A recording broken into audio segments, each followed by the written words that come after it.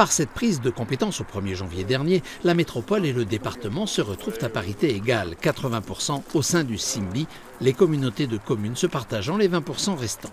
C'est donc ensemble que le président de la métro et celui du syndicat mixte des bassins hydrauliques de l'Isère ont présenté à la presse le contenu de cette compétence GEMAPI, une compétence transférée par l'État aux intercommunalités afin de générer un seul et unique regard sur ce type de dossier. C'est extrêmement puissant pour un territoire comme le nôtre, parce que si nous n'avions pas géré l'inondation dans notre histoire, nous n'aurions pas le territoire métropolitain tel que nous le connaissons, avec le développement économique, universitaire,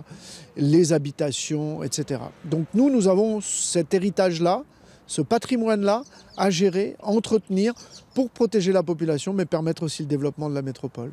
Cette conférence de presse a permis de faire le point ce matin sur les travaux réalisés depuis 4 ans dans le cadre de la première tranche du projet Isère-Amont, un vaste chantier entre Saint-Imier et l'agglomération grenobloise, confortement de digues, réalisation de casiers d'inondation contrôlés, arasement de bancs sur l'Isère ou encore création d'aménagements environnementaux, un investissement de 135 millions d'euros.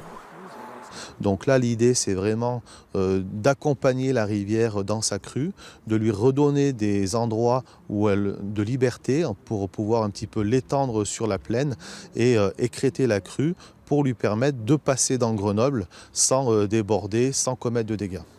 Dans la métropole grenobloise, les milieux aquatiques représentent 675 km de cours d'eau, 134 km de digues et 2200 hectares de zones humides. Dans un avenir proche, d'autres projets sont attendus, notamment sur le Drac et sur la plaine de Bourdoisan.